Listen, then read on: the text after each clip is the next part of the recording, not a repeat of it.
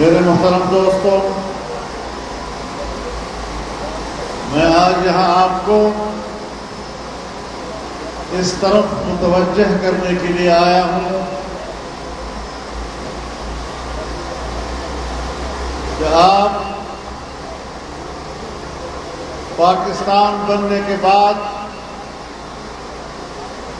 75 سالوں پہ نظر ڈالیے، جس لا الہ الا اللہ کے کلمے کے نام پر ہم نے یہ ملک حاصل کیا تھا، کیا ہم نے اس کلمے کا حق ادا کیا ہے؟ کیا اس کلمے کا اس قوم پر کوئی حق نہیں ہے؟ ہمارے اکابر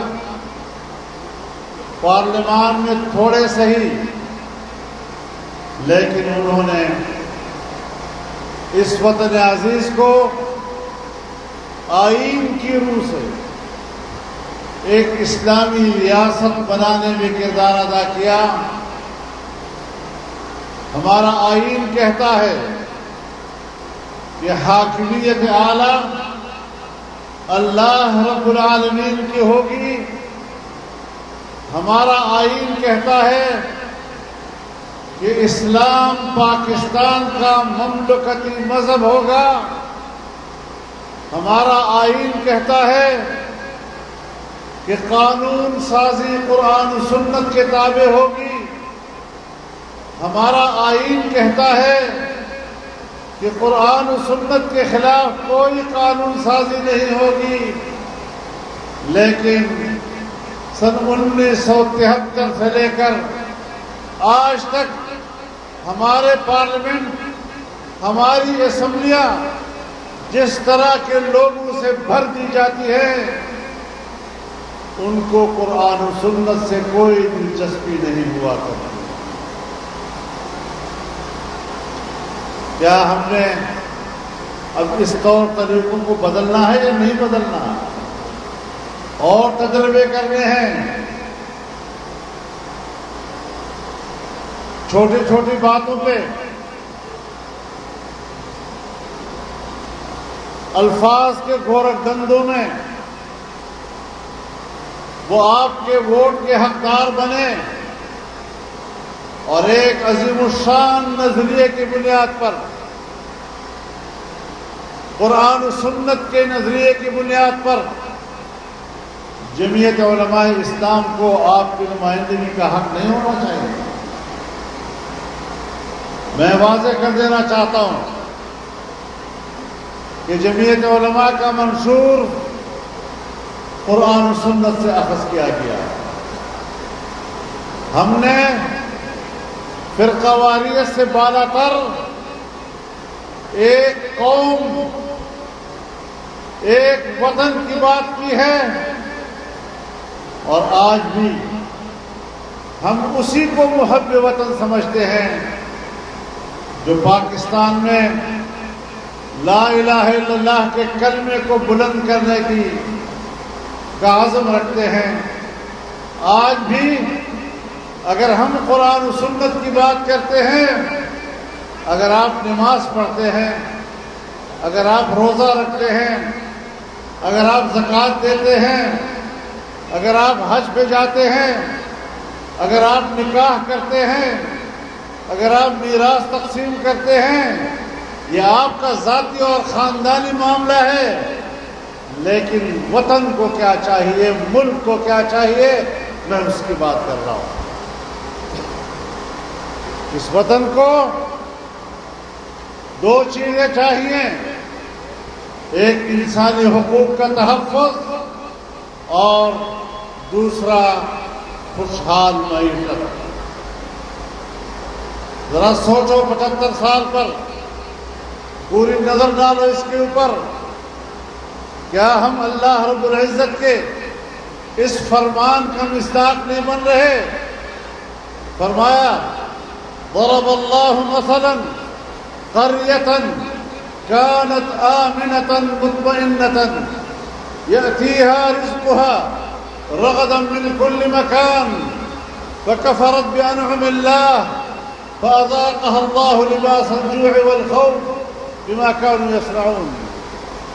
اللہ تعالیٰ نے اس آبادی کی مثال دی ہے کہ جہاں پر امن بھی تھا، اطمینان و سکون بھی تھا اور خوشحالی تھی، ہر طرف سے رزق کھچ کھچ کے آ رہا تھا، معاشی طور پر لوگ خوشحال تھے، انسانی حقوق محفوظ تھے، امن و امان کا چرچا تھا. لیکن جب لوگوں نے اللہ کے ان نعمتوں کی بے قدری کی اور کفران نعمت کیا تو دو سزائیں ان کو دی اور ان سزاؤں کا مزہ چکھایا، ایک بدامنی اور ایک بھوک. کیا آج ہمارے ملک میں بدامنی نہیں ہے؟ کیا سندھ کے لوگ اس بات کی گواہی نہیں دیں گے کہ یہاں کتنی بدامنی ہے؟ آئے روز لوگ اغوا ہوتے ہیں، آئے روز لوگ قتل ہوتے ہیں، طاقتور لوگ قتل کرتے ہیں تو آزاد پھرتے ہیں، کمزور لوگ قتل کرتے ہیں تو پکڑے جاتے ہیں. رسول اللہ صلی اللہ علیہ وسلم نے فرمایا کہ پچھلی امتیں اسی لیے تو تباہ ہوئی کہ اگر ایک طاقتور جرم کرتا ہے تو اس کو نہیں پکڑا جاتا اور اگر ایک کمزور جرم کرتا ہے تو اسے پکڑ لیا جاتا. ہم نے اس حوالے سے سوچنا ہے کہ ہم نے کیا اس ملک میں تبدیلی لانی ہے.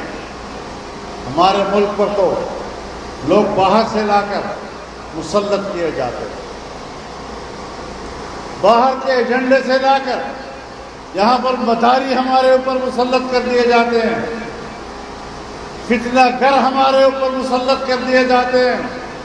اور آپ نے دیکھا کہ جب باہر کا ایجنڈا آیا، یہودیوں کا ایجنڈا آیا، امریکیوں کا ایجنڈا آیا، اور آج بھی اس پارٹی کے فارن فنڈنگ کیس میں کوئی $30 लाख کے قریب اسرائیل کے موساد سے ان کو ملے ہیں. ہم بلا وجہ نہیں کہہ رہے یہ باتیں. انہوں نے خیراتی ادارے بنائے، یہودیوں کے پیسے سے بنائے، جرمنی کے پیسے سے بنائے، برطانیہ کے پیسے سے بنائے، یورپ کے پیسے سے بنائے، امریکیوں کے پیسے سے بنائے، اور حساب کتاب بھی نہیں ہے، اس لیے کہ خیراتی ادارہ حساب کتاب بھی نہیں ہے.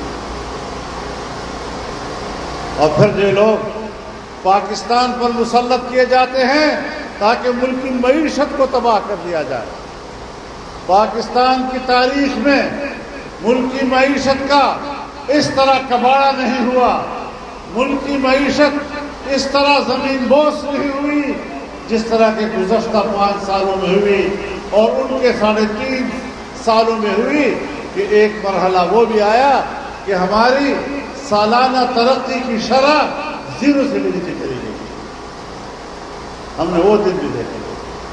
اور پھر دھاندلی کے ذریعے لایا گیا، ووٹ چوری کر کے اس کو لایا گیا، لیکن ان کا یہ خیال تھا کہ پاکستان میں چل جاتا ہے، چاہے جیسا بھی نتیجہ ہو پاکستان میں چل جاتا ہے.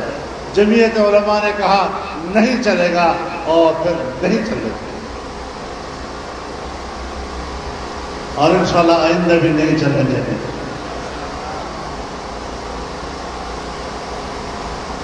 آج کہاں ہے وہ قوت جس نے پاکستانی معیشت کو تباہ کیا؟ اس گھمنڈ میں کہ امریکہ اس کے پشت پر ہے.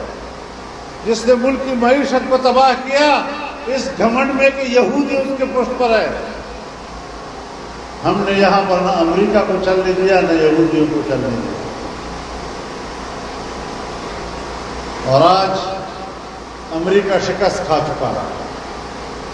دور کی بات نہیں کہہ رہا ہوں، جہاں ہمارے پڑوس افغانستان میں شکست کھا چکا ہے، یہاں سے بھاگ کر گیا ہے. اور میں آپ کو یہ بھی بتا دوں کہ آج امریکہ کی دفاعی قوت چین اور روس سے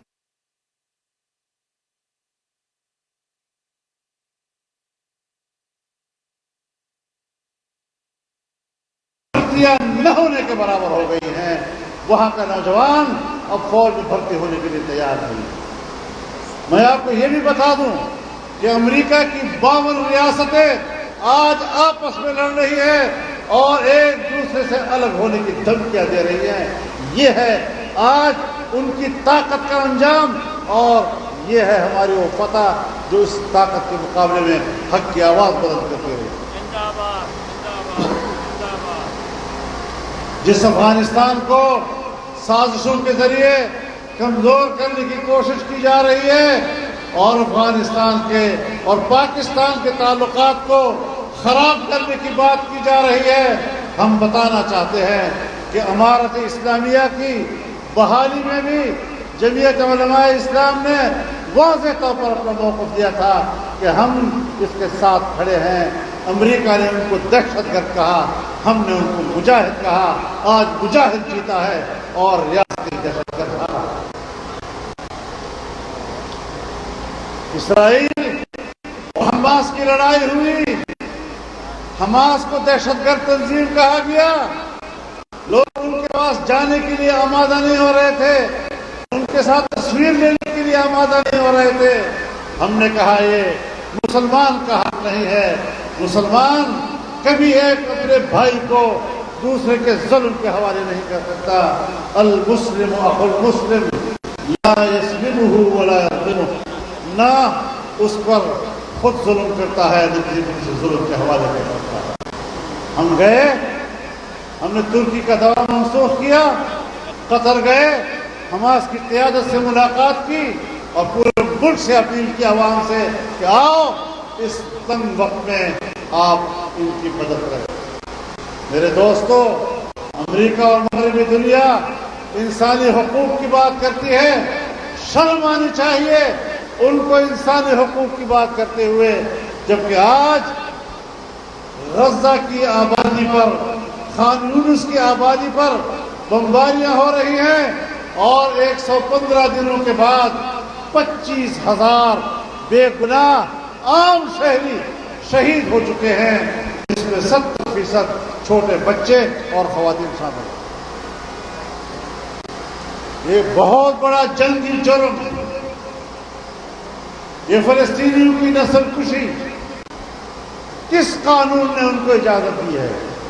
اور امریکہ اس کو سپورٹ کر رہا ہے، یورپ اس کو سپورٹ کر رہا ہے. خدا کے لیے پاکستان کی آواز میں طاقت ڈالو. یہاں کی قیادت بھی جرأت نہیں کر رہی، خاموشی کا مظاہرہ کر رہی ہے. افغانستان اور پاکستان کی دوستی ضروری ہے. دونوں ایک دوسرے کا سہارا بنیں گے، ایک دوسرے کی قوت بنیں گے. اور جب اس مقصد کے لیے ساری دنیا لڑانے کی سازش کر رہی تھی تو جمعیت علماء اسلام نے ان کو آپس میں ملانے کی جنگ لڑی اور انشاءاللہ ہم اس میں کامیاب ہوں گے. ہمیں داخلی امن چاہیے، ہمیں اس وطن عزیز میں آزادی چاہیے، ہمیں اس وطن عزیز میں خوشحال معیشت چاہیے، ہمیں اس وطن عزیز میں مفلوک الحال طبقہ، مسکین اور غریب طبقہ، یتیم طبقہ، اس کا تحفظ کرنا چاہیے. اس کا انتظام ہمیں کرنا ہے. اس کے لیے سوچ اور نظریے کی ضرورت ہے، زبان سے بات کرنے کی ضرورت ہے.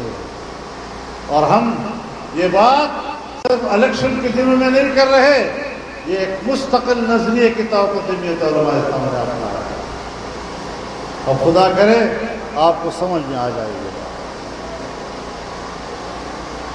آپ نے جانا ہے، آپ نے گاؤں گاؤں پہنچنا ہے، آپ نے گھر گھر کا دروازہ کھٹکھٹانا ہے اور یہ پیغام ان کو پہنچانا ہے کہ اب خدا کے لیے پاکستان پر رہو، اب خدا کے لیے لا الہ الا اللہ کا قرض ادا کرو، اب خدا کے لیے اس ملک کی معیشت پہ رحم کھاؤ، خدا کے لیے اس ملک کے عام شہری کے جان، مال اور عزت و آبرو کی حفاظت کے لیے کوئی کردار ادا کرے. اور تمہیں کچھ بھی نہیں کرنا، ایک پرچی کا صحیح استعمال کرو.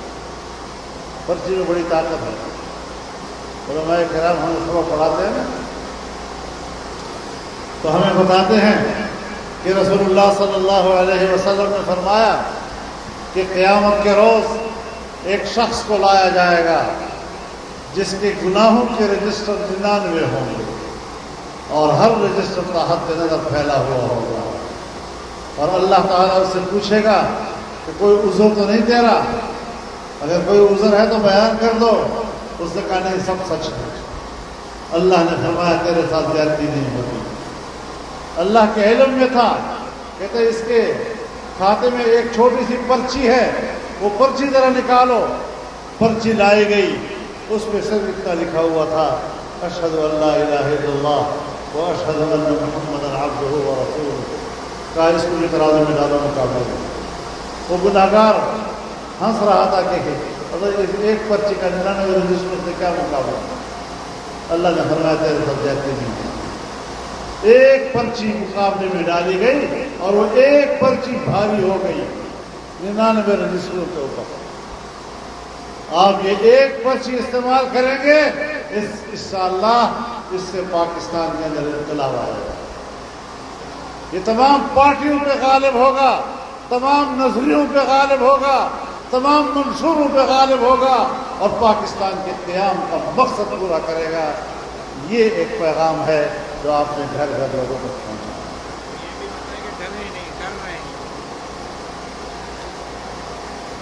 مجھے کہا جا رہا ہے کہ لوگوں کو ڈرایا جا رہا ہے۔ ہاں، ایک وقت تھا جمعیت کمزور تھی، جو وڈیرا آپ پہ ظلم کرتا تھا تو جمعیت آپ کو تحفظ نہیں دے سکتی تھی، تو آپ بھی ڈر کے مارے پھر اس کو ووٹ دیا کرتے تھے۔ اب الحمدللہ جمعیت ایک طاقتور قوت ہے۔ کوئی مائی کا لال کسی غریب کی طرف ٹیڑھی آنکھ سے دیکھے گا تو ہم اس کی آنکھ اٹھائیں گے۔ کسی طاقتور کا ہاتھ اگر غریب کی گریبان تک جائے گا ہم وہ ہاتھ توڑ دیں گے۔ اب مقابلہ ہے، میدان میں ہے، جمعیت علماء کو طاقتور بناؤ تاکہ تم غریبوں کا بھی تحفظ ہو، اس ملک کا بھی بھلا ہو، یہاں امن بھی آئے، یہاں کی معیشت بھی بہتر ہو اور لا الہ الا اللہ کا قرض بھی ہم چکا سکیں۔ اللہ تعالی ہمارا حامی ناصر ہو۔ وآخر دعوانا دعا کرائے